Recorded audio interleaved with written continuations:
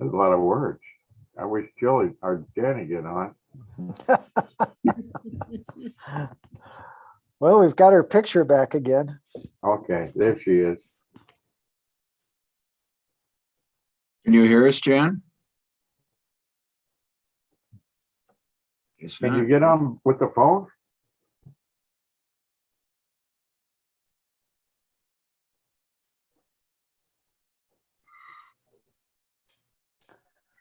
Well, again, if we could just maybe wait another minute or two and see if we can solve this.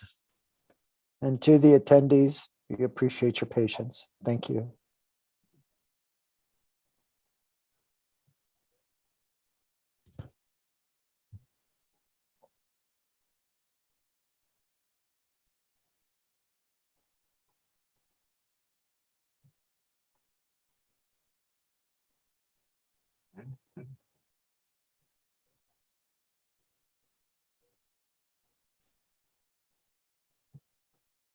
What?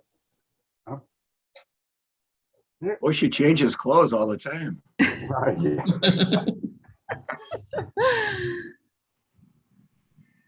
She was in Santa's Village. Now she's in Orville.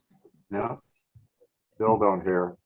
So, Ms. Stevens, someone had the great idea that maybe you could dial in instead of using your computer audio.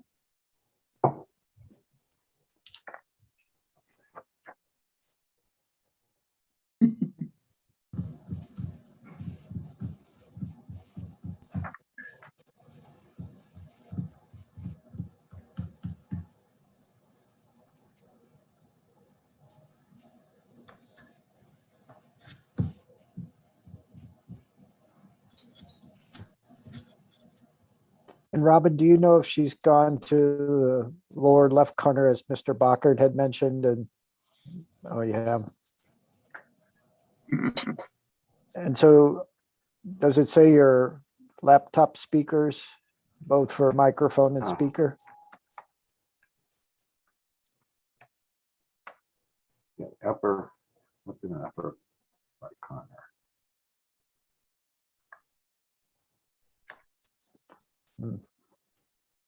I think she's asking for the number to dial in.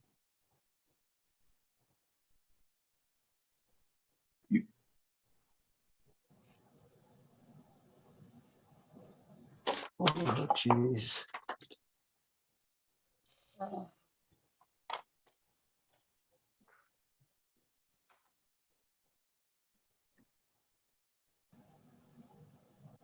We knew sign language, we could work, but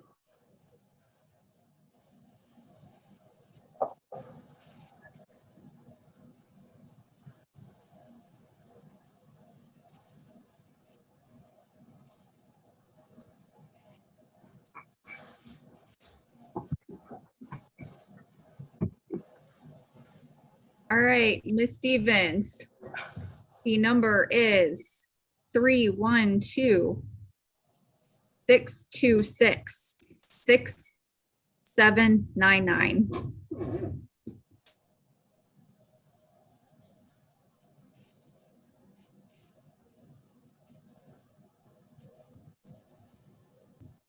One more time. Just give you 1 minute to do it. Oh. This is like charades. Yeah, hold up a sign. I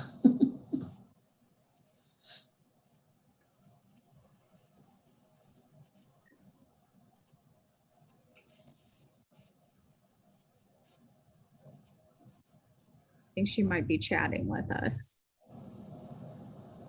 Oh, I would do a 1 because it's not a 636.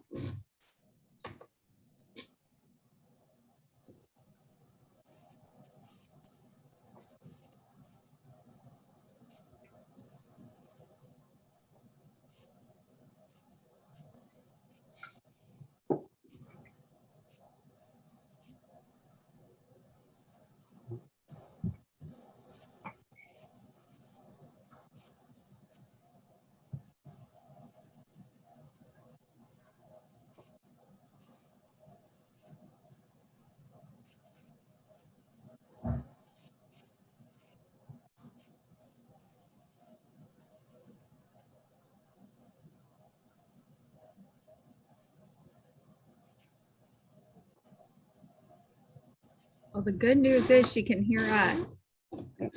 Well, Robin, can she be both on the phone and on her computer at the same time? Does that bring her up as two people or? No, I think it's just how she would hear the audio. I'm not sure if it's going to interfere with her video, though. We'll see. I don't think so.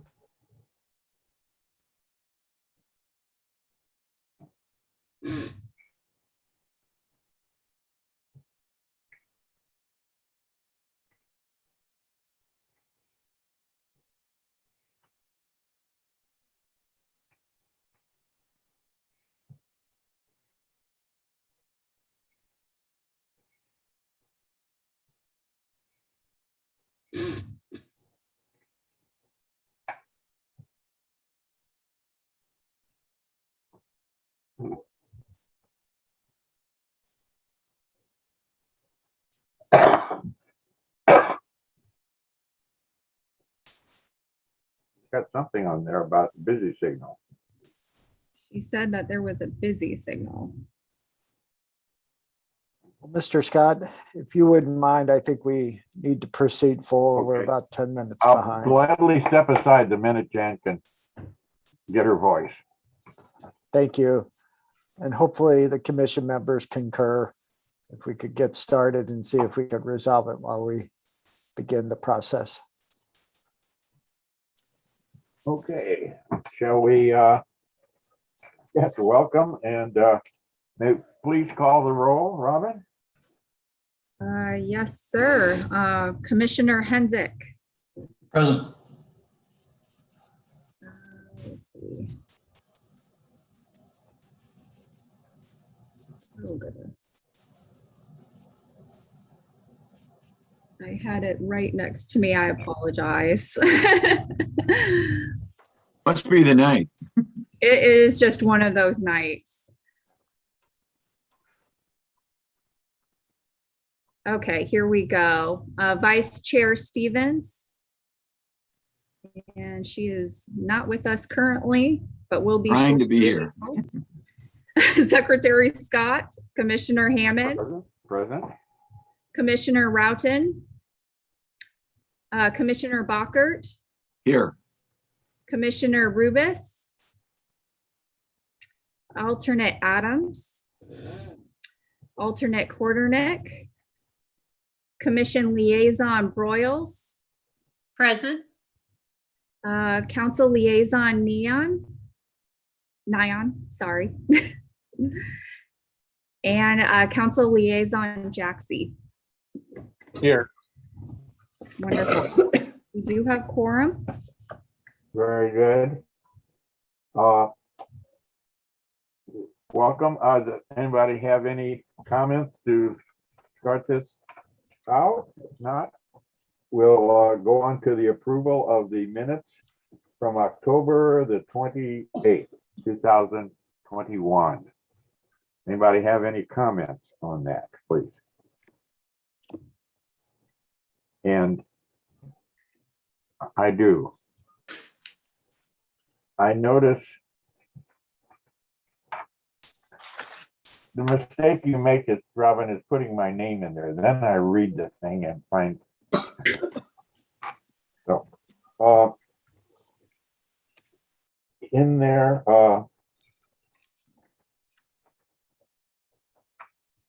discussing, there's a discussion. Let's see, I don't have it. I had it up online.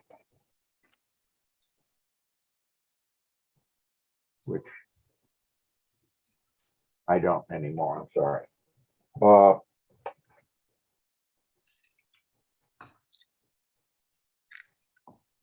Do you remember generally what it was about? It was what I said then.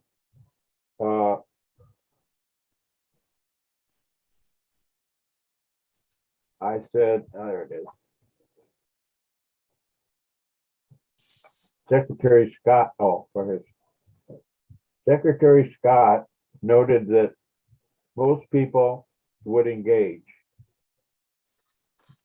if they didn't feel sold on anything, and I don't understand that, and I would just ask for that. Most people did engage. I think we were just referring to your comment that you were acknowledging the fact that most people were very engaged with the history tent because they didn't feel like we were trying to sell them on anything. We were just Okay, that. Yeah. No, you get a lot of more people when you're not asking for money. And then the closing remark, Secretary Scott asked the survey was to be supplied by the state. Planner Keith confirmed the city was in good standing. So I guess the question, that means that we have submitted the historical survey to That the is state. correct. And I can add something to make that clearer if you'd like. I would just say, yes. Yes, Right. the Planner Yeah, Keith confirmed that it was indeed supplied. How about that? yeah, thank you. Then I don't know, well, I don't know.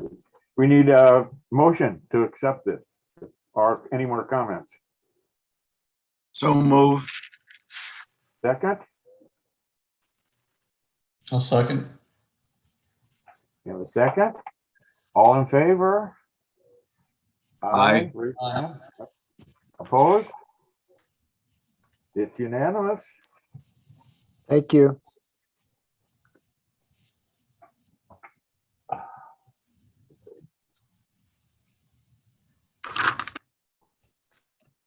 Okay, there's a note here, public comments. Do we have any public comments? I know we'll be getting into the public hearing, but are there any public comments now from anybody? And then I see a note here that Andy Irvin requested to make a presentation at the next meeting. I don't know if that's about the Orville Historic District. Is he here to make that presentation? Mr. Scott, we have 3 attendees. I believe 2 of the 3 attendees are here for the public hearing matter.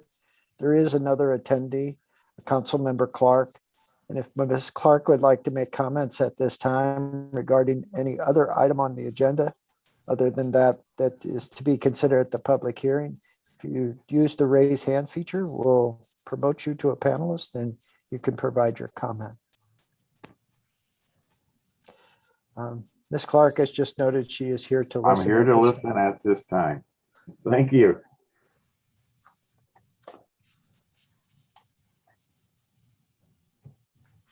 Okay, new business. The certified local government, the annual report. Oh no, wait, I'm sorry. I'm looking at the wrong agenda. I'm sorry, I apologize. New business, ready for action. HR 1-21, the Marianist province of the U.S., care of Merle Weiderberg and Chris Conrad. 4425 West Pine Boulevard, St. Louis, Missouri, 63108. Mr. Go ahead. Scott, this is in reference to the public hearing script that I just sent you. Yes, Okay, I'm going to proceed with that. wonderful. Ladies and gentlemen, I would like to welcome you to the public hearing being held by the City of Wildwood Historic Preservation Commission on a request submitted by the Marianist of the United States, which is to remove the historic asset located at 4000 State Route 109 from the city's register. While we are having to change how we operate, we are still committed to a transparent process and encouragement of public comment during our meetings. We will be accepting public comments based on using the hand raise feature. You can raise your hand at any time, and we will recognize you as we get to the public participation portion of the agenda for this case. Director of Planning, Joe Vonich, will be moderating the Zoom meeting and will be asked to provide names of those individuals that wish to speak, again, as hands are raised. The commission members appreciate your attendance tonight and look forward to your participation in this hearing. My name is Steve Scott. I am the secretary and acting in place of Jan Stevens, who is the acting chair due to computer problems, and will conduct the hearing tonight. I would like to introduce the other members of the Historic Preservation Commission. Myself, Steve Scott, Kurt Hensick, Christopher Hammond, Dan Roughton, Ellen Bachert, Jim Rubis, Chad Adams, Commission Alternate, Debbie Quarternick, Commission Alternate, Elizabeth Broyles, Planning and Zoning Commission Liaison, Tracy Nyan, Commission Member Liaison, and Rob Jackson, Commission Member Liaison. I would like to go over now the procedures for tonight's hearing. The intent of tonight's hearing is to obtain information and comments on the removal of historic assets from the City of Wildwood's Historic Registry. To achieve this end, the following procedure will be followed. Planning staff will be called forward to provide opening comments, remarks about petition. These remarks will include a brief slideshow presentation of the site. Commission members may provide comments to or ask questions of the city staff at the conclusion of this presentation. The petitioner is called forward to present the request, allotted to up to 15 minutes for this presentation. Commission members may provide comments to or ask questions of petitioner at the conclusion of the presentation. Comments are solicited from public in attendance, both in favor or with concern. Again, please use the raise hand feature to be recognized. Commission members may provide comments to or ask questions of each speaker at the conclusion of their respective statements. Concluding remarks by chair, and the hearing is then closed. The Historic Preservation Commission appreciates your cooperation in this process. It is important to note that the commission will not make a decision tonight. A report will be developed by the Department of Planning for the commission's review in approximately 8 weeks. Notification will be mailed by the city to all interested parties regarding the date for action on this report. If there are no questions, I will have the Department of Planning staff read the request into the record and begin the hearing. Thank you very much. And Mr. Scott, if you'll just give me a second, to the attendees, if there are any questions regarding the items that were just read into tonight's record by the acting chair, if you'd like to ask those questions, if you would use the raise hand feature, and I'll promote you so that you can ask your questions, and then we'll begin the hearing.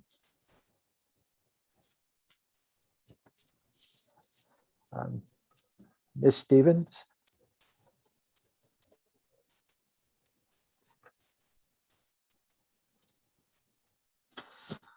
Yep. Mr. Scott, with your permission, I'll read the request into the record, introduce a few items into the record, and then Ms. Keefe will provide the slide presentation you noted. Please do. Please. Go ahead. HR 1-21, the Marianist Province of the U.S., care of Merle Wildbirding and Chris Conard, 4425 West Pine Boulevard, St. Louis, Missouri 63108.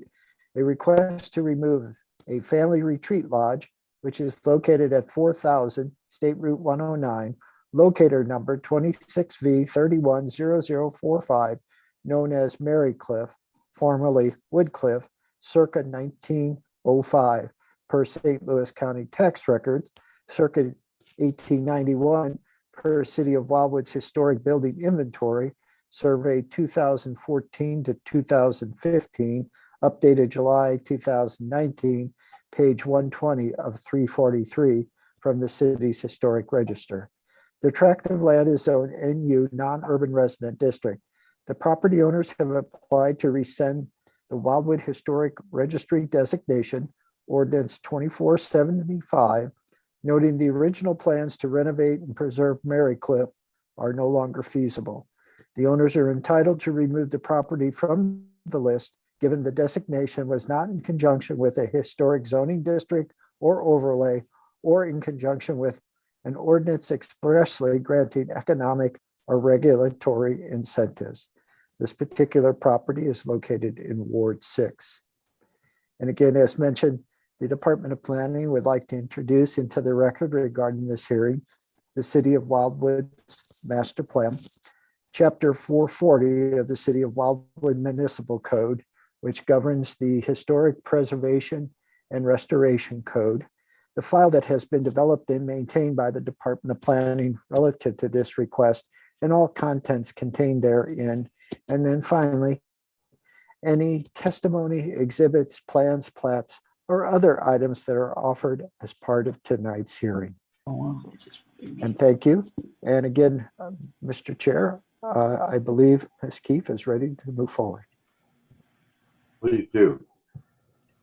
All right, thank you, Mr. Chair and Commissioners. As discussed, the subject of our public hearing this evening is Marycliff, which is our most recently designated local landmark added to the City of Wildwood Historic Register on June 10th, 2019 per ordinance number 2475. The current request this evening is to remove this historic asset from the Wildwood Historic Register. And we do have attendees here to present on this topic, including attorney Chris Kennard and brother Bernie Ploger from the Marianists. As discussed when we read the request into the record, the owners are entitled to remove the property from the list for the reasons mentioned. However, there is a process that is to be followed, including this public hearing this evening before the Historic Preservation Commission, another public meeting where a department report is considered, and then finally a public hearing before City Council. To give you a history of the asset, I must first give you a history of the surrounding area, which has to do with our historic community of Glencoe, established in 1854. This area is located to the southeast of what is presently the intersection of State Route 109 and Old State Road. And it is where the Al Foster Memorial Trail and the mini railroad currently reside. The earliest known inhabitants were the Native Americans to the area, who used the area for their migratory lifestyle, and also for the area was used by trappers and adventurers. In 1851, the Missouri Pacific Railroad was extended to the area to service the many industries that were located there, including lumber production and stone mining. With the railroad coming to the area, wealthy families from the city of St. Louis built their stone homes and summer retreat cottages all on the Merrimack, and that's and that became part of the character of the area. And it has a lot to do with our historic asset that we're talking about today, which was a country estate for one of these wealthy families, the Carr family. Here you can see a snapshot of the Historic Preservation Commission points of interest map. And the asset in question is located as part of the Marianist Retreat Center property. And again, here is 109, present day Old State Road, the Glencoe Historic Community Marker, the mini train, Wabash, Frisco, and Pacific Railroad, and the Merrimack River here. The home was originally built in 1905, according to St. Louis County records. And again, it was used as a country home by a wealthy St. Louis family that was important to the development of the city. It was later used by the Brewers and Maltsters Benevolent Association. However, this was fairly short-lived, about 7 years, before the property was purchased in 1949 by the Society of Mary, and then was used as an novitiate, a provincial lodge, and residence for the Marianist brothers. Currently, it is used as a retreat center. Here's an aerial of the property. It is 113 acres. Mary Cliff is located where my hand is circling. 2 outbuildings are also on the property, and these are accessed by our present day entrance to Mary Cliff. This is our present day drive. However, it was originally accessed by this drive here that was located northern 109, and I'll speak to that a little later. This is the Marianist Retreat Center, built in 1967. And then we have a few other points of interest on the property. Do note that Al Foster Trail does border the eastern side of it. And then, of course, we have the Merrimack River here. This is a view of the residence. It is vacant since 2018, and this is looking south. And this is a view of the ball fields directly north of it. And this is the original entrance, or entranceway, I should say. And we're just going to go ahead and follow that north and west along the Merrimack River to where the original entrance marker exists when it was originally called Woodcliff. And here we're looking south at the residence up on the hill. And we're now back up at the top of the drive. This is the Marianist Retreat Center. And this is looking to the east of it in an outdoor worship area. Again, to the east. There is a sewage treatment plant on the property governed by a conditional use permit granted by the city of Wildwood. And then if you follow it down to the Al Foster Trail, you can see that from the property to demonstrate some of its surroundings. And there's the river. Bringing you back up to the estate, it should be noted that it is one of 2 turn-of-the-century homes in the Glencoe area. It is a shingle style architecture. Esley Hamilton, the St. Louis County's former historian, and Lynn Joss, a city consultant, have both reviewed the residence and commented that the materials used in it are both native materials from the area and from around the globe. The stone in particular is native. And the home has cedar shingles all over it, which You'll get a better view in later pictures. This is the sculpture garden to the south of the residence and a trail, a meditation walk.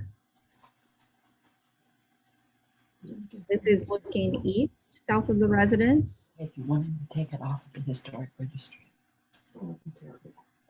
This is one of the couple of outbuildings, with the older one actually being a frame construction built in 1900 before the residence. This is a view from the south, looking southwest. And this is looking southeast. A view of the stone steps leading up to it. And a pond feature.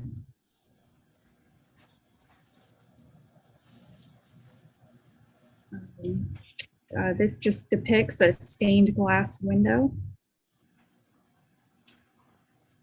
And it should be noted that most of the windows do look recent in terms of their condition.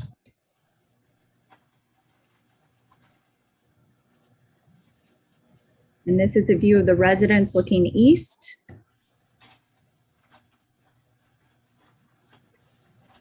Looking northeast.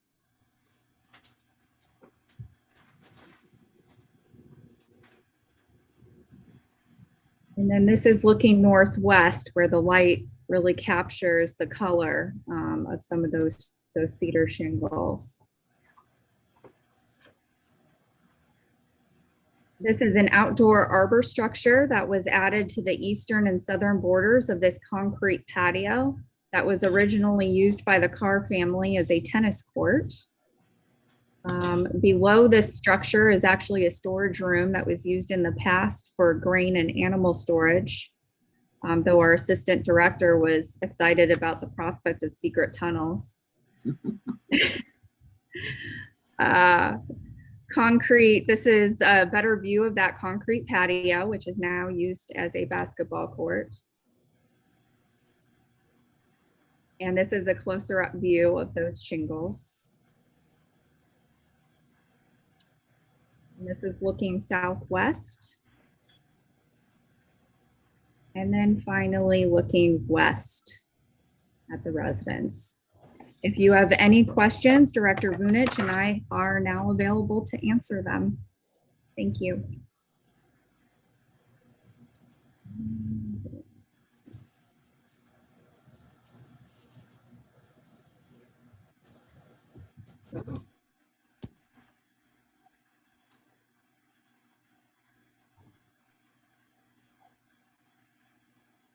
Mr. Scott, you're on mute.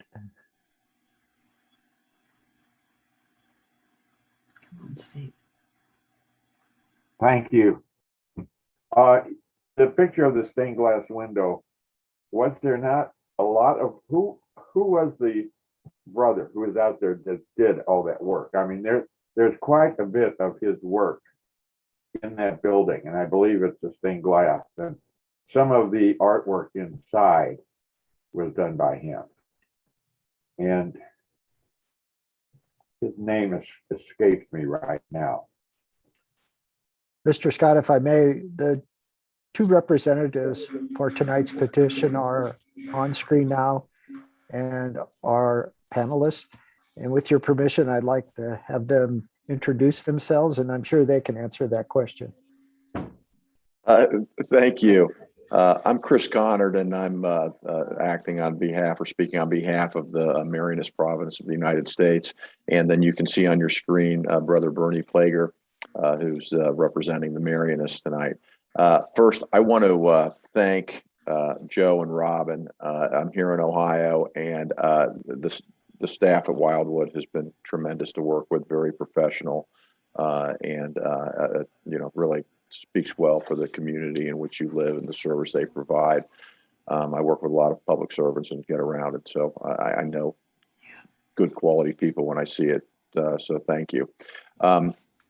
So briefly, just to kind of give you an overview, the reason that the province is requesting that the property be removed from the historical register I think you're entitled to an explanation. It's a lot of work. Yeah. The community went to the trouble of doing it, and we appreciate that. And so the explanation is actually quite simple, not legally required, but I think as a matter of courtesy and respect, we need to give that to you. The goal originally was to try and renovate the Mary Cliff facility into more usable space for a program that the Marianists use called Engaged Discovery Program. For those of you who are familiar with it, that's a facility where pre-Cana programs are run for people who are anticipating getting married in the church. It was also used for the marriage retreats for couples focused on spiritual renewal. And the facility was simply not adequate. And so there was a estimate of about 4.5 pre-COVID dollars that it would take to renovate the property. Candidly, the initiation of the capital campaign was somewhat premature, and that also led to the request for the historical designation. Once the campaign began, there was some success in raising money, but that ended pretty quickly when it became apparent there weren't sufficient donors to support this campaign for a number of reasons. Among them is that the service is there's others that exist. Other Catholic orders in the community provide similar facilities and services. And it just became clear that there wasn't going to be enough money to support the renovation. Then COVID hit as well. So that was another challenge. And so where things stand right now is that money that was donated has been returned to the donors. The Marianists, the province, are in the midst of what I will call something akin to a comprehensive plan review of the entire facility. There are no plans to tear down or demolish the building, but they simply need to go back and reset and determine what is going to be some form of perhaps what we refer to as highest and best use. There are practical difficulties economically, societally, frankly, but that's the short story of what it is.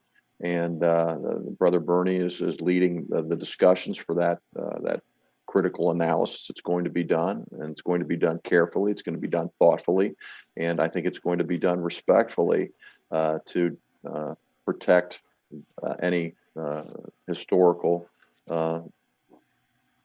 treasures that are there. And frankly, they are treasures. And I can speak, having gone to the University of Dayton, a Marianist institution that was founded in 1850, the care that the Marianists give to the assets that they hold and their I guess, coordination and efforts to promote the communities where they have assets. And certainly the Marianist Retreat Center falls into that category.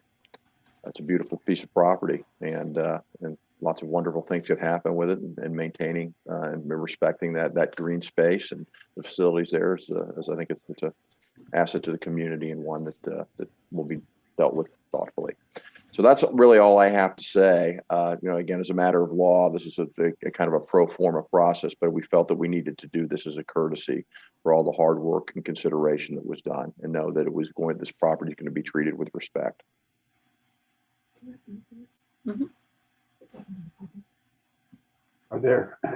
Thank you. Are there any questions or comments? Brother Bernie may know who the brother was who worked on the stained glass. I was going to say, if I could briefly introduce myself, I am the assistant provincial, and so it's in that capacity, one of the senior Marianists on the council here. The brother whose artwork is there is Brother Mel Meyer. I think is the one you're trying to think of. You would still see a studio out on the Vianney High School property. You could see us down in the forest in the park here. I get to walk by it frequently when you're near the jewel box. So it's prominent art around the city here. I think just one thing I would want to add to the comments that Chris has already made is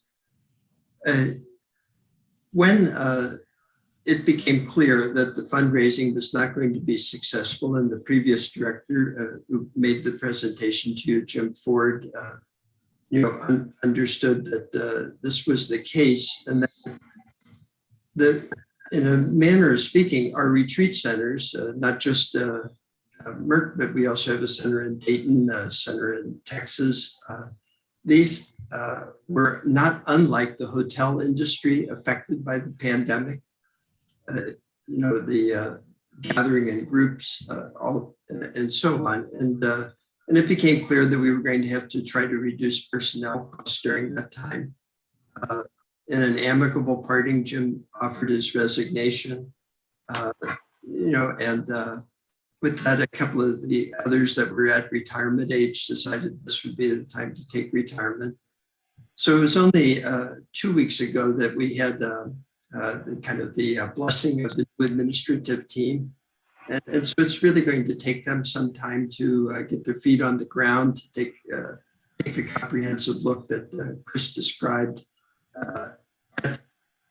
In part, just how our services are going to evolve post-pandemic, and praying that post-pandemic is sooner rather than later, as well as to make a fair assessment of the facility. So again, say there are no specific plans right now other than to assist the leadership team and looking at the options and most appropriate use of the facilities that we have there.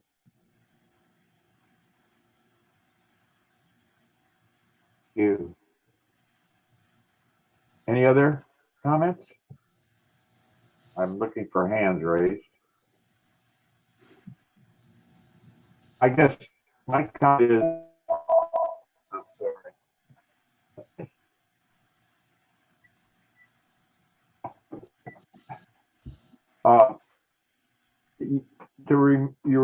You're asking that it be removed from the historical register list. You say that you have no plans to demolish the building. So what does removal from the list allow you to do that being on the list wouldn't require? The answer to that question is that once something's on the property, I believe that there are portions of the Wildwood Code that would have to be adhered to as a result of that designation, but I would defer to staff to confirm that. It simply allows for consideration of what the property could be used for without the possible restrictions that the designation would entail. And Mr. Scott, with your permission, as you know, any building or structure that is on the register would have to go through a certificate of appropriateness process if any exterior changes were planned or programmed at the site. And so it's another layer of review beyond just what we do here at the city for zoning purposes, and then our contractual agent, St. Louis County, for the building permit process. That is the primary component that the removal of the asset from the register would achieve. If the order were to decide to demolish this building, the Historic Preservation Commission still has the authority to visit the site. Sorry, my light just went off. It still has the right to visit the site and do its inventory, the photographic record, etc. But again, it just removes a layer of review that at this time I think the applicant does not believe is necessary. Thank you.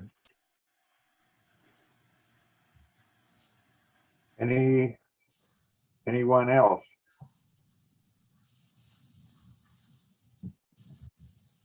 I guess I would say, we met out there and reviewed the plans for the building and made agreement as to what could be done and what should be done.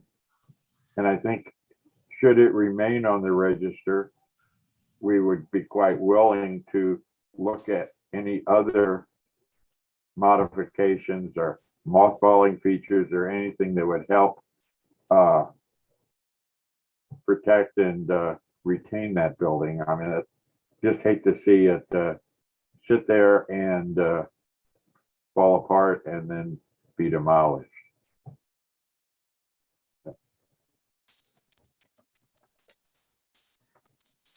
Does anyone else comment, please? And to the Mr. Chair, with your permission again, to the benefit of the Marianist Retreat Center, in conversations with their representatives, it's apparent that this decision to remove the property from the register was not taken lightly. And I do want to note that over the course of the last several years, the Marianist Retreat Center has been a very good Wildwood property owner, so to speak. They've allowed us to use the facility on occasion for some of our events, such as the plein air. And I think most importantly, if you're looking for an organization that thinks about the community, I think this is one of them. They were the first to stand in line and provide land. They sold the land to Great Rivers Greenway for the extension of the Al Foster Trail to the south and west. And that extension is well used. And again, I think just represents the concern that they have and the desire to be a good neighbor in the city of Wildwood. So I feel comfortable that this is being done as the attorney represented with a very thoughtful approach. Thank you.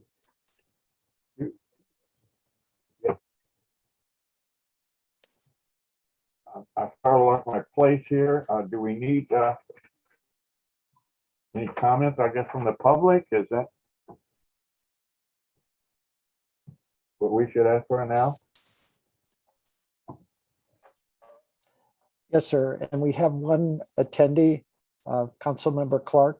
And so again, Ms. Clark, if you would like to comment on the request at tonight's public hearing, if you would just raise your hand, use the raise hand feature, and we'll promote you to a panelist. Thank you.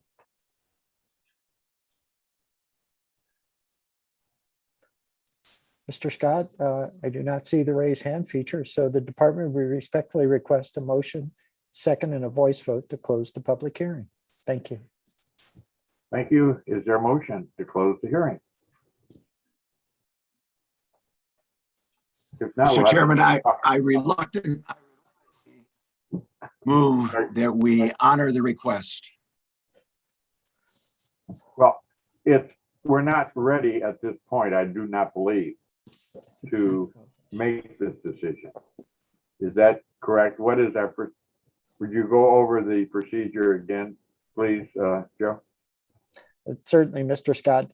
Tonight is just a public hearing, and the intent of the public hearing is truly just to accept comments from those in attendance, as well as the commission members. In January, Ms. Keefe and I will prepare a recommendation report for the commission's consideration and action. And then thereafter, once a vote is taken on that recommendation, the report will be converted to the commission's authorship versus the department's.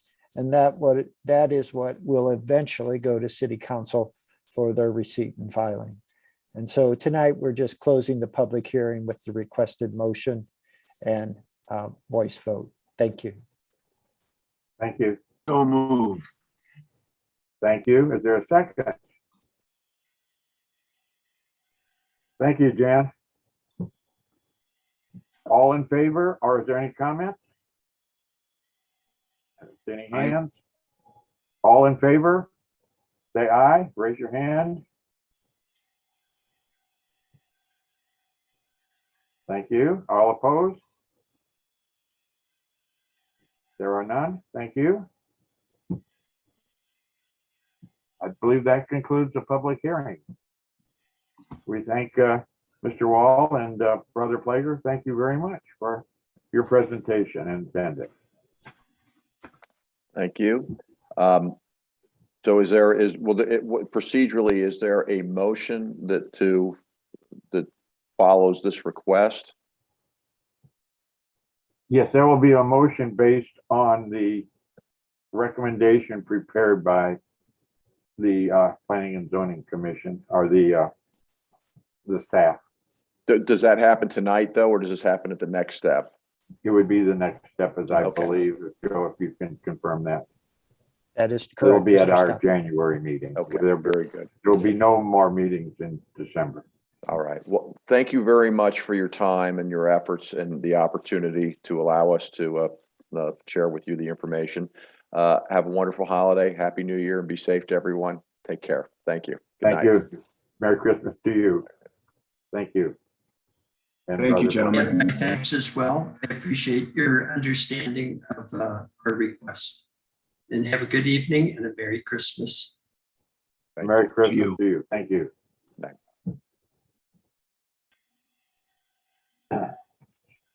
Not ready for action are two items.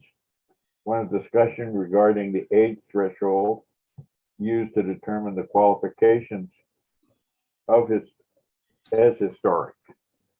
Are there any comments on that? Mr. Scott, if I may, still under ready for action, we have the 2022 work program. I'm sorry, I missed that. So thank you. We have the proposed 2022 work program. Would you, I don't know if you or Robin are ready to present that. I am ready to present that, Mr. Chair. Okay, excuse me, I just got there just was a message up on there that Jan wants to test her audio. Can you hear me at this point? Hey, Yes. welcome. Jan, My assistant is even saying yay behind me. Welcome. Thank you, Okay. and I very willingly relinquish the chair to our acting chairman.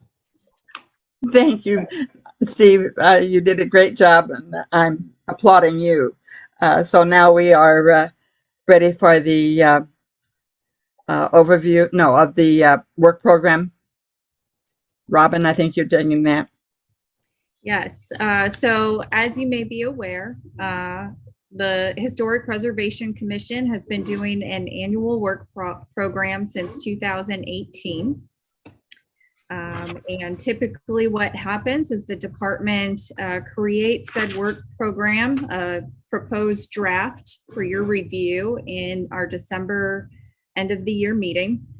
And then at the start of next year, you would have the opportunity to either review changes that have been suggested in this meeting or adopt to the new work program. So that is what we have to present to you this evening. First, I'll start with some good news in that some of the items from this year have now been dropped from our work program. And that includes our historic survey of properties for 2022, because that was a part of our 2021 effort. We are adopting our memorial program, so that will no longer be a part of our 2022 work program. And then finally, with it being the end of the bicentennial year, we are done with our bicentennial activities. And in fact, I don't know if we did inform the commission, but we also added a few photos of the Old Pond School restoration to the bicentennial yearbook. So I just want to put that out there. So most of the items have carried on from this past year. We did expand what we had to include for number 4, and I'm just going to go ahead and share my screen so you can see the program.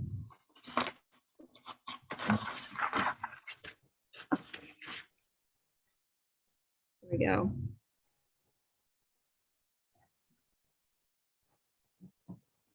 Okay, so, oh, that's our update. My apologies.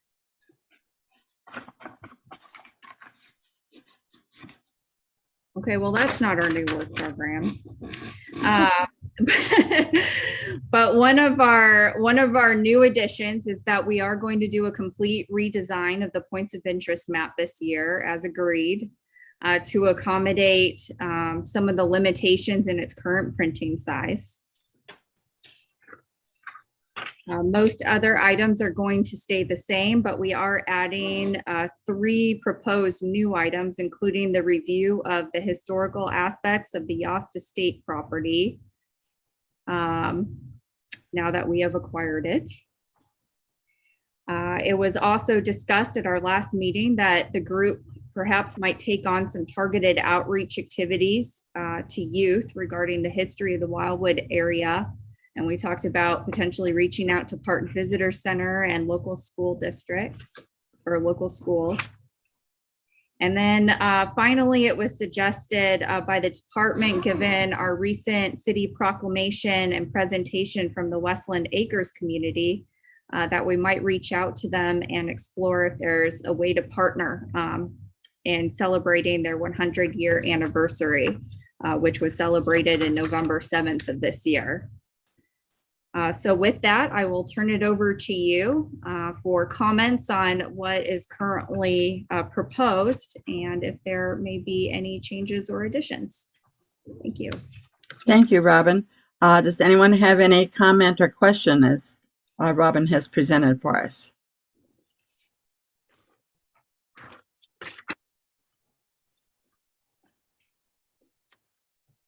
I think it sounds like we'll have a lot to do. Steve wants to say something now.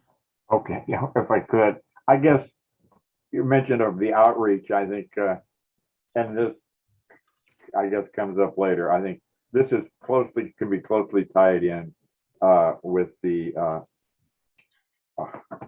log cabin that we have and do not have a location for yet.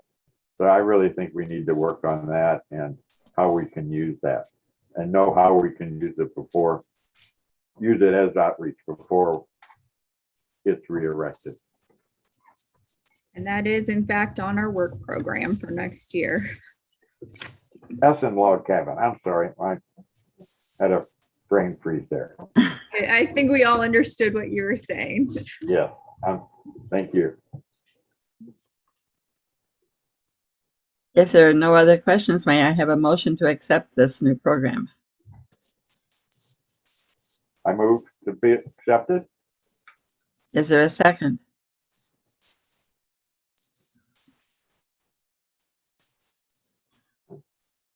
Yes, Alan is seconding.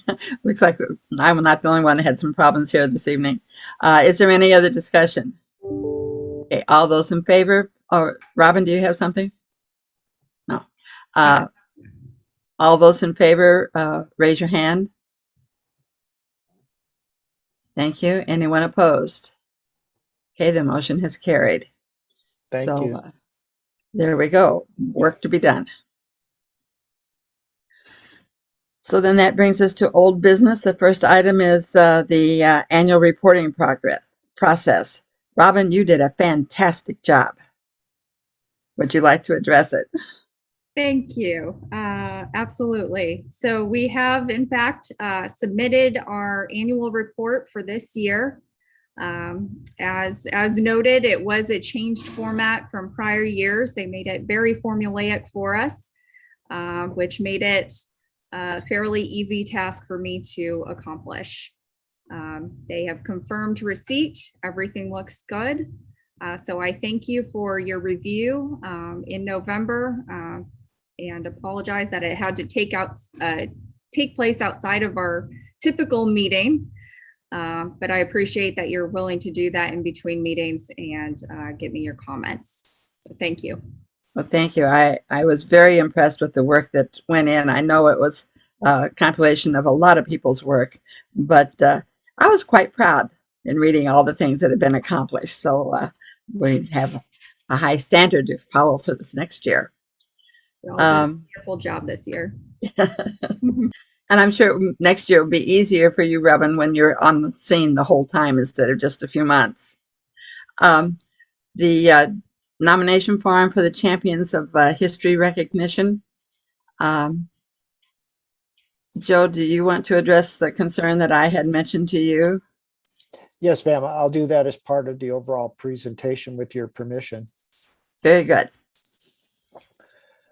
Madam Chair and members of the commission, as you know, we spent a great deal of time coming up with the memorial program for individuals' efforts in terms of historic preservation and restoration. Ultimately, a program was developed.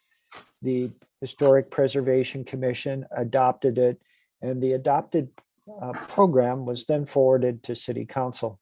City Council spent approximately 2 meetings going over it to ensure that it understood all the very fine details and certainly wanted to address any concerns that might arise in the future.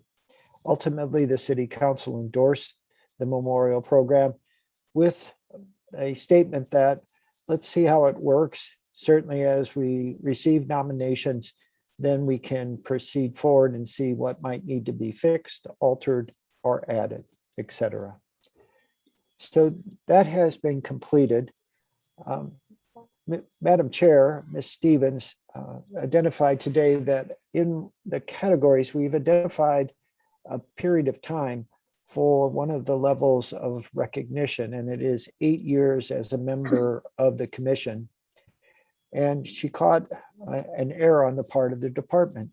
As you know, voters in Wildwood several years ago passed term limits for volunteers on our boards, commissions, committees, and task force. So from the perspective of the Historic Preservation Commission, the longest term someone can have is 6 years, not 8 years. And so we need to make that modification and correct it so it's consistent with our charter and the practice of our mayor and the city council in terms of managing the terms of our volunteers, which are essential to the function of government. So that's the first thing. The second thing tonight is the nomination form has been completed. It was provided to the Historic Preservation Commission in what I could consider a very final draft form. But tonight, as Keith and I are just seeking any further comments on it, if there are no comments, and again, it's acceptable to the commission members, it is our intent to launch the nomination process at the beginning of next year or less than a month away and see how the community reacts to it. And then we'll proceed forward, hopefully with a nomination or two in the first year of its introduction. So thank you. Okay, does anyone have any questions or comments about the application form that was provided for our use in our packets?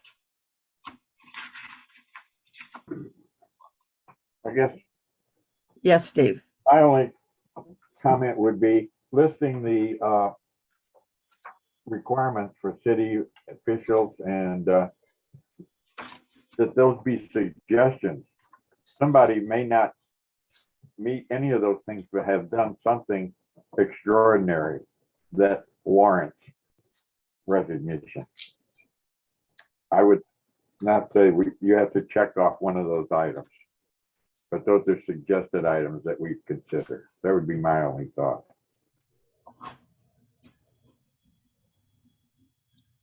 Anyone else?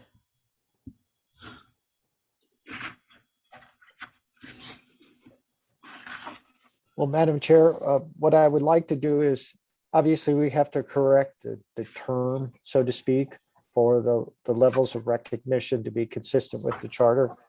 And with Mr. Scott's request, I'd like to bring back the program form itself, so to speak, not the application, with those changes so you could take a look at them before acting upon them. But tonight, again, if there's no objection or additions or corrections or changes to the nomination form, I would like to proceed forward with that if possible. Thank you. Do we have a motion to accept the application form?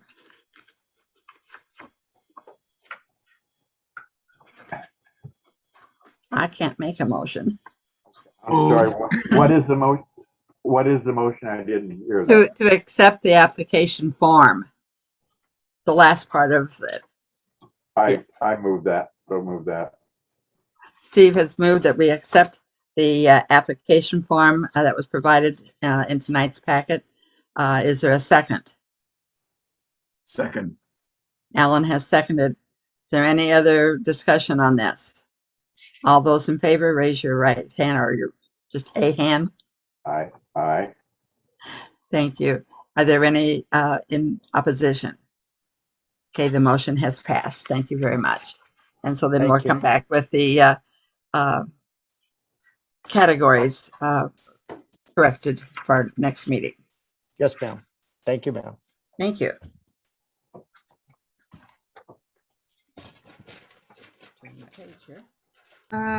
Commissioners, Yes. sorry, Madam Chair, I apologize. I just want to put it out there that Mr. Hensick is still with us. He no longer has audio or video, but he is a part of our chat. So please keep him in mind when taking these votes. I did not know about that, so thank you.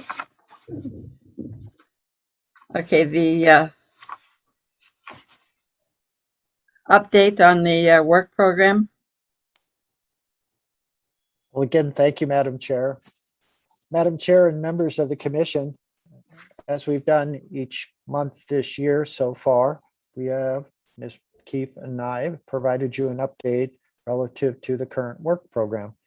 Tonight, it is a little different because it is the end of year update.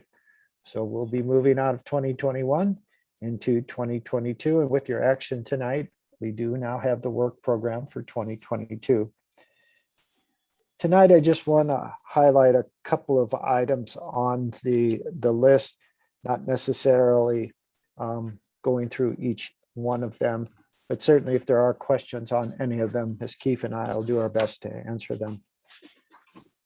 I do want to note that we are still aware that the parking pad at the Orville Historic Community Marker has yet to be installed. A work order has been issued to Gailey Contracting. And as soon as we can work it into the schedule, probably will be after the first of the year if we can get asphalt, if not later on in the year, early spring.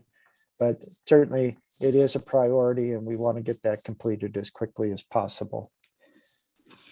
Ms. Keefe had provided to you a cover memo tonight on the incorporation chapter for our history book. Ms. Von Gruben completed her task and has made edits. We are providing that to you tonight so that you can begin your review of it. And certainly we ask you between now and the end of January of 2022, you could take a look at it, see what you think. If there's anything you'd like to be changed, addressed, or have questions about, we can certainly take that up in the new year. But that is part of the history book. And with that, we're getting very, very close to that inevitable publication that we've all been working for so long. One of the items too tonight that I'd just like to go over is, for the most part, the efforts that the commission took in terms of training. Obviously, we as staff made a push at our last meeting for participation, and I just do want to acknowledge your efforts in taking the time to participate in one or two or both of the opportunities that were available at the beginning of the November month. To stay qualified for our certified local government certification, that's a key component. And so thank you all. And it was very helpful and it'll get us in good stead for the upcoming year. As you can see, we've completed some items. We have a lot of items underway, and there's still a few of those that are lingering out there that we need to get to. One of those, and this is my final comment, is Route 66, our promotional efforts. What we're seeing of late is just a lot of interest along some of the properties on Manchester Road. And when those development interests or individuals that are thinking of opening a business in existing buildings or centers find out that it's the original location of historic Route 66, there's certainly a lot of excitement. So I think our promotional efforts relative to historic Route 66 really need to take root in 2022. And so with the permission of the commission, as we move into the new year, I think Ms. Keefe and I will be providing you as much as we can at the meetings when we can, so that we can kind of put some legs on that and get it out there walking. And with that, I'll conclude my update. And if there are any questions of Ms. Keefe or I, will be glad to try to answer them at this time. And as always, thank you. Thank you, Joe. Does anyone have any comment or question for what Joe has presented? Steve? Talking so much, but I did attend 3 of those sessions, the historic program. Has the city recorded that, or do I need to send that to you, Robin? I believe I have record of it. I was even looking around this Zoom call while Director Vunich was speaking. That was fine. And I noted that all of you I have on record as having attended those sessions. So Okay. Thank you all for participating. Thank you for the opportunity. To tell you. Anyone else? I found the one I attended was very, very interesting. And so I hope that there's opportunities in the next year to find some more that we can join in on. And we always appreciate you giving us a heads up on it. So thank you very much. Madam Chair, if I could just add one thing to that. Yes. As you know, in past, we've brought the speakers to the commission, and that seemed to be a very positive approach. And we kind of got away from it during the period of COVID-19. And hopefully the new variant won't stall what we're hoping to do for 2022. But I'd still like to bring people in. I think it's a great opportunity for the commission to hear one-on-one, but it also gives them the opportunity for the community to step in and participate as well as an attendee. So if there's no objection, we're going to kind of try to get back to that now that we're hopefully out of COVID-19, or at least getting hopefully nearer the end than we were, let's say, this time last year. Thank you, Joe. I was hoping that that would be the case, because I know we did have some schedules that we had to cancel because of the situation, and we're all looking forward to having that opportunity again. Thank you. Okay. Do we have any proposed zoning and site development demolition plans? Just to kind of give you an update, but there'll be much more information coming from Ms. Keefe shortly. A gentleman, Chris Chavetta of Hastings and Chavetta, purchased the Jesuit retreat facility up on Centaur Road near the bluff facing out on toward the Missouri River. His intent is to develop it for at least a couple of home sites. There are a number of older buildings and structures that are located there.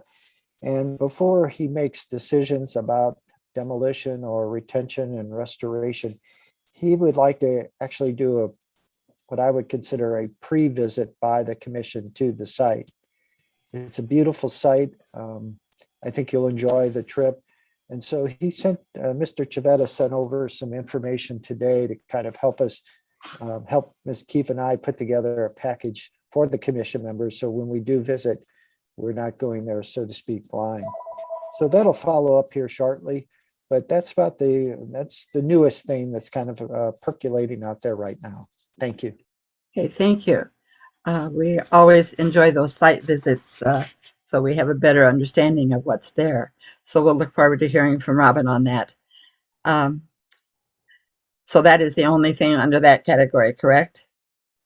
Okay, moving on to meeting format for 2022. And we need to kind of poll the commission as to their feelings about how we want to hold our meetings beginning in January. We have the opportunity to be in person or to continue as Zoom. And so I would entertain some comments on commissioners' feelings of what they feel comfortable doing.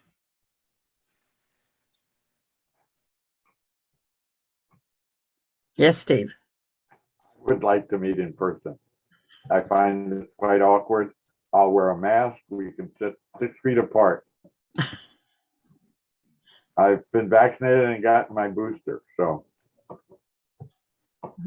Thank you very I much. want to meet in person. And for what happened to me this evening, being in person would eliminate that problem for certain. Alan, Yes, do you have any maybe. feelings on this? Just prefer to meet in person. I think we accomplish so much more and get to know each other better. Right. True.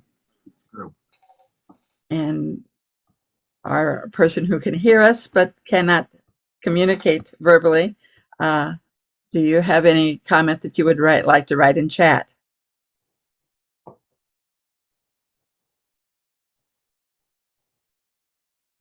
I'm not seeing anything come up. He didn't respond to the last message to him. With so many of our people not here this evening, should we take a poll of them individually and then do a vote in some manner later? Certainly, I Elizabeth think has her hand up. Elizabeth, yes. Yes, thank you. I just wanted to, I have a concern. I love to meet in person, but my son, and I know other people have extenuating health issues. My son has cancer. And his immune system is extremely low because of that. And I think we need to be cognizant of people's family issues or their own issue. I would love to meet in person, but I'm very, very careful about wearing my mask and that I've gotten all the shots, and so has he. He's gotten his booster, but he's still in chemotherapy, and I think that we need to be cognizant of anyone who is not vaccinated. I'm just concerned. I think we need to think about that. Thank you. Joe, is there the option of being able to do a hybrid meeting? certainly Ms. Keefe and I, and along with Travis Newberry, did a hybrid meeting for the Planning and Zoning Commission. We were able to pull it off. It's a little bit of a challenge at times. The point I would want to make about a hybrid meeting is we will have to move into the council chambers versus the community room. That's the format where we have the equipment that makes it all happen. Okay, thank you. So we would have then 3 options to present to the members who are not present this evening. Is that correct? Yes, to stay on Zoom entirely, to go back to in-person entirely, and then the hybrid. Elizabeth, you had your hand up again. Well, I don't know what the protocol is for asking for verification of vaccine people, because I know to go to events, and we did see Andre Bocelli, and we had to actually have our shot records in hand to show before we could get in the building. So I don't know what the protocol is for Wildwood, but I know it's a concern in other venues, and I just don't know if that's been spoken about in the hierarchy of Wildwood. Well, Ms. Broyles, I believe it has. The city council meets in person and does the hybrid type as well, but the majority, if not all of the city council members are present. And I do not believe they've been asked to produce a vaccination record. And I would be hesitant to impose that on anyone here at the Historic Preservation Commission without the mayor and the city administrator providing guidance. I'm not suggesting that that be a requirement. I'm just suggesting I've not heard any conversation about that, but then I may be out of the loop. Well, again, then I would defer to Ms. Nyan or Mr. Jaxie, who are on city council, and they may have had conversations that I'm not aware of as well. So thank you. Thank you. Yes, Tracy? Tracy? It is not, I mean, it's never been brought up to us to present anything coming into the meetings. No one's ever asked. I guess I just assume people that weren't comfortable coming have done the hybrid option. I think it might even be a question for City Attorney Young, because I don't know that they're allowed to require that. So I have heard that talked about, but it's never been brought up as far as us being required to do that. Thank you. So we will send a memo out to the entire commission about this, and then we'll make a decision before the January 27th meeting. And Madam Chair, based upon Ms. Diane's comment, before we send out anything, we'll coordinate with the mayor, the city administrator, and the city attorney to make sure what we send out is appropriate. Thank you very much. We appreciate your work on that. Thank you for that information. The next item is election of officers. With the election itself will take place at the January meeting, but we need to have a nomination committee before that so that they can come up with our slate of officers. Do we have two who can vocalize. Kurt has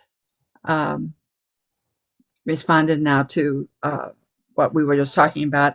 He said in person will be fine depending on the future of the pandemic.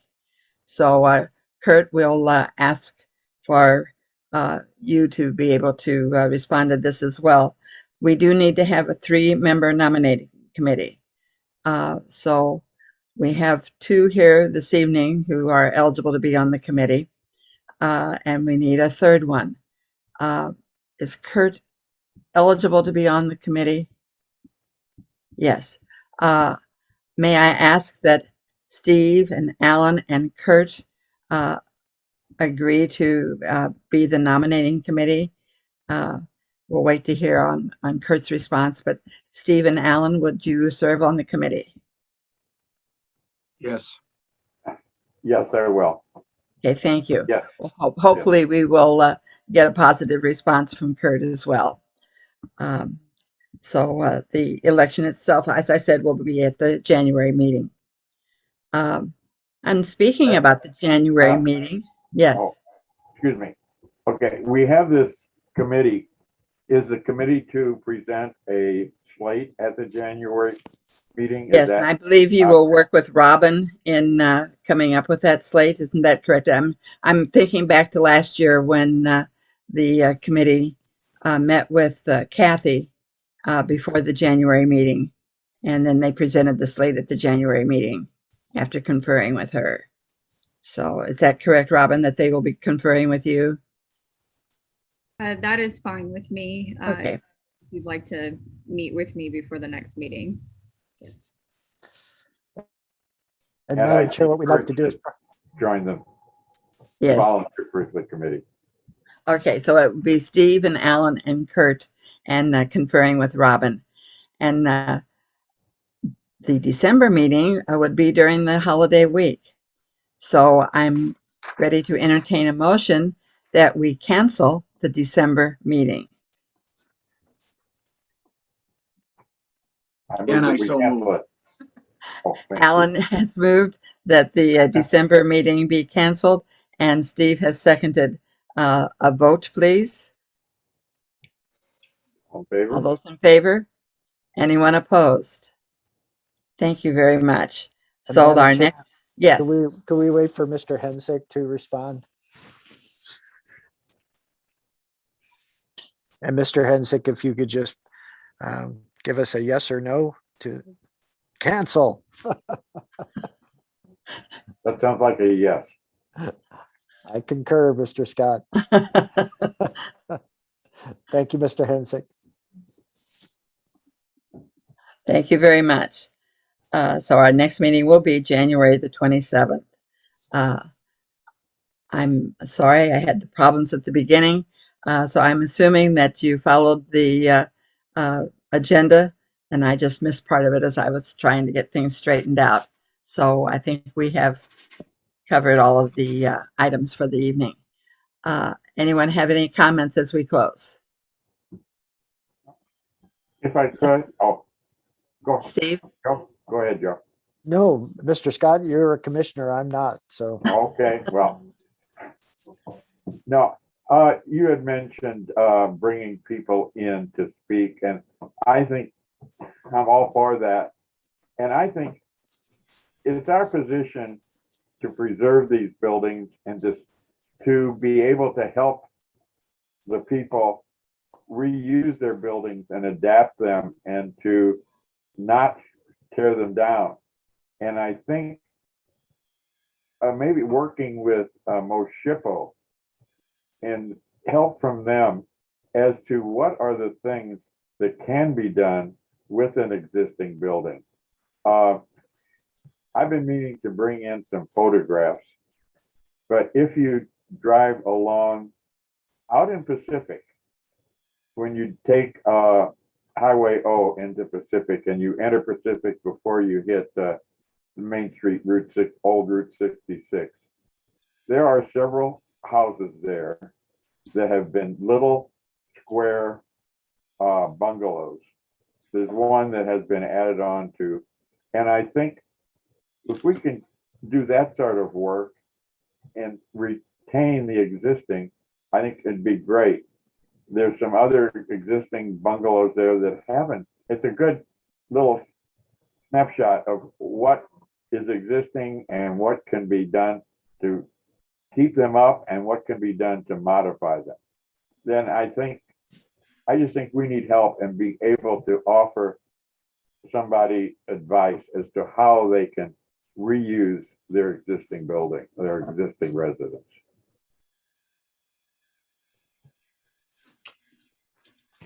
well, I'm proud to say that Ms. Keefe has established, I think, a very good relationship with the State Historic Preservation Office and the staff that works there. So with the permission of the commission and cooperation of Ms. Keefe, we'll contact them and see if we can arrange to have them on a Zoom call or something akin to that at one of our next meetings. I think that would be a good idea. I think we're all open to what we can do to preserve. I mean, that's what we're about, is preservation. So anyone else have any comments before we close? And just a reminder, if you have time between now and the end of January, please look over the incorporation chapter. And I think Ms. Keefe and I would like to wish you the best of the holiday season. Thank you. Well, I join in with wishing everyone wonderful holidays, and I think we're all ready for a new year to start, and hope that it comes along better than 2021 did.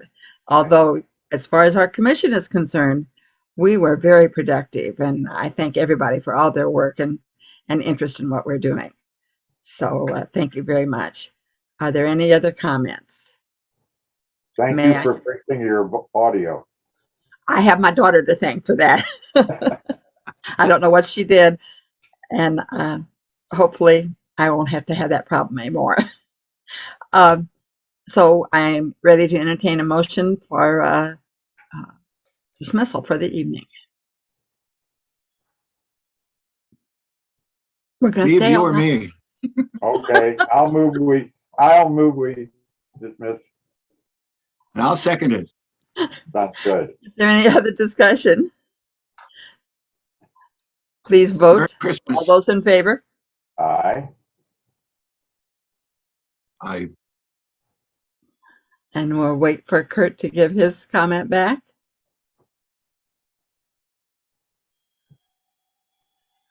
I would say whatever it is, he's not voting.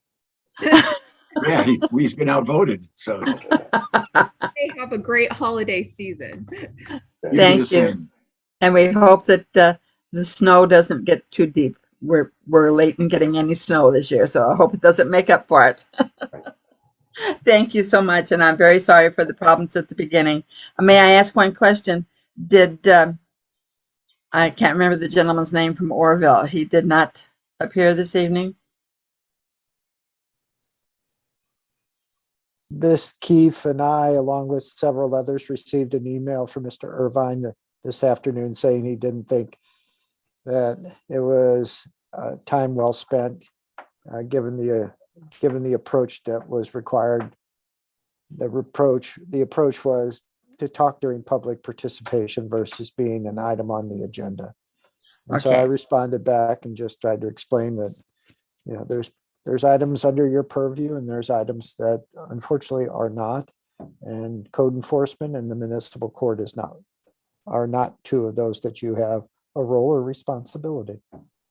Okay. Thank you very much for the update. So see you next year, but we'll have a vote before then.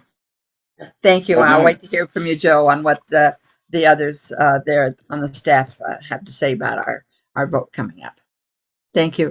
Good night. I want to thank both Joe and Robin for all the work you've done this year. Oh, yes. Sure. Greatly appreciated. The time capsule book we all got is on my coffee table, even though it may not be a coffee table book, but it is very impressive and well done. So thank you both very much and Merry Christmas. Good night, everyone. Good night.